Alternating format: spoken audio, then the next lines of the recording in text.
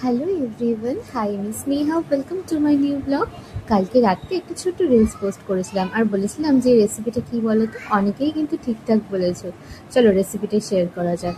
2 teaspoon চালমগজ, তাতে দিয়ে দিলাম 5-6টার মতো আলমন্ড, আর দিয়ে দিয়েছিলাম 4-5টা কাজু বাদাম, আর 2 টিস্পুন পোস্ত দিয়ে ওটাকে জল দিয়ে ভালো করে একটু ভিজিয়ে রেখেছিলাম। আর এদিকে সবজির জন্য carrot, papaya, beans, red bell pepper, yellow bell pepper, cauliflower, পিঁয়াজ অ্যান্ড পটেটো এগুলো ইউজ করেছিলাম। দিয়ে কড়াইয়ে অল্প নুন দিয়ে জল দিয়ে এগুলোকে ভালো করে বয়েল করে নিচ্ছিলাম। আর এগুলো কিন্তু শীতকালে আরও অনেক ভেজেস থাকে, যেমন আমরা এখানে আরও কিছু অ্যাড করতে পারি শীতকালের কিছু ভেজেসগুলো, যেটা আমি যতটুকুনো পেরেছি ততটুকুনো অ্যাড করেছি। তাতে কিন্তু ক্যাপসিকামটা অবশ্যই সিদ্ধ করতে দিইনি, ওটা আলাদা রেখেছি। আর এই হচ্ছে সেই পেস্টটা, চালমগজ ক্যাশিউর যে পেস্টটা ছিল। আরেকটা পেস্ট বানাবো। এরপর তাতে দিয়ে দিয়েছিলাম জিঞ্জার, টমেটো আর অল্প একটু কাঁচা লঙ্কা দিয়ে জল দিয়ে ভালো করে এটার পেস্ট বানিয়েছিলাম। আর এদিকে কেটে নেওয়া পনিরগুলোকে অল্প তেলে আমি একটু হলুদ আর অল্প একটু যেটা দিয়েছিলাম সেটা হচ্ছে লাল লঙ্কার গুঁড়ো। তোমরা কিন্তু হলুদটা নাও দিতে পারো, আমার যেহেতু পনিরটা একটু হলুদ হলে ভালো লাগে, ইয়েলো কালার হলে, তাই জন্যই আমি সেখানে হলুদ আর অল্প একটু লঙ্কার গুঁড়ো দিয়ে ভালো করে একটু লাল লাল করে অল্প একটু ভেজে তুলে নিয়েছিলাম। এই রান্নাটা কিন্তু সম্পূর্ণ নিরামিষ। নিরামিষের দিনে এই রান্নাটা খেলে কিন্তু জিভে জল আসবেই আসবে। আর তারপরে দিয়ে দিয়েছিলাম কাজু আর কিশমিশ দিয়ে একটু ভেজে নিয়ে তুলে নিয়েছিলাম। তেলের মধ্যে অল্প একটু ঘি দিয়ে দিলাম, আর তাতে গোটা গরম মশলা ফোড়ন দিয়ে তেজপাতা দিয়ে একটা শুকনো লঙ্কা দিয়েছিলাম। আর দিয়ে দিয়েছিলাম ওই টমেটো আদার পেস্টটা।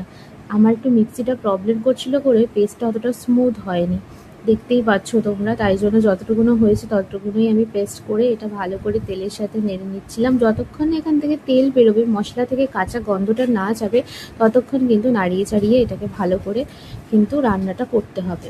আর তারপরে যে কাঁচা গন্ধ চলে যাবে তখন সেই ক্যাশিউর যে পেস্টটা আছে আলমন্ড চালমগজের, সেটা কিন্তু এর মধ্যে দিয়ে ভালো করে নাড়াচাড়া করে 2-3 মিনিট ঢাকা দিয়ে কিন্তু ফুটোতে দিতে হবে। অনেকটা ফুটে গেলে, বেশ এখান থেকে তেল ছেড়ে দিলে এরপর সেটাকে তুলে একটু নাড়াচাড়া করে আমরা এতে দিয়ে দেব জিরে গুঁড়ো। ঠিক আছে, জিরে গুঁড়ো দিয়ে দিলাম। আর তারপরে তাতে দিয়ে দেবো হচ্ছে চিনি, ব্রাউন সুগার। আমি যেহেতু এখানে ব্রাউন সুগার ইউজ করি তাই জন্য। আর ভেজে রাখা ভেজে রাখা বয়েল করা ভেজেসগুলো এর মধ্যে দিয়ে দেবো। এরপর ক্যাপসিকামটাও দিয়ে ভালো করে নাড়িয়ে চাড়িয়ে নেব। 2-3 মিনিট ভালো করে নাড়াচাড়া হয়ে গেলে তারপরে তাতে দিয়ে দেবো ভেজে রাখা পনিরগুলো অ্যান্ড কাজু কিশমিশগুলো দিয়ে ভালো করে নাড়াচাড়া হয়ে গেলে একটা দুধ দিয়ে, অল্পখানি দুধ দিয়ে এর মধ্যে ঢেলে দিতে হবে। দিয়ে দুধটা দিয়ে আমি কিন্তু অল্প একটুখানি জলও দিয়েছিলাম তার সাথে, সেটা অপশনাল, তোমরা চাইলে নাও অ্যাড করতে পারো জলটা। চলো এটা আমি একটু ভালো করে ফুটিয়ে নিলাম ঢাকা দিয়ে। প্রায় 3-4 মিনিটের মতো ফোটালাম। ফোটানোর পর এরকম একটা আকার এলো, ওপরে একটু গরম মশলা দিয়ে দিলাম। চলো এই কিন্তু হচ্ছে ভেজিসটা একদম রেডি হয়ে গেছে। তোমরা চাইলে, এটা কিন্তু সম্পূর্ণ আমার রেসিপি, আমি এটা একটু অন্যরকমভাবেই করি, কেমন লাগলো জানিও।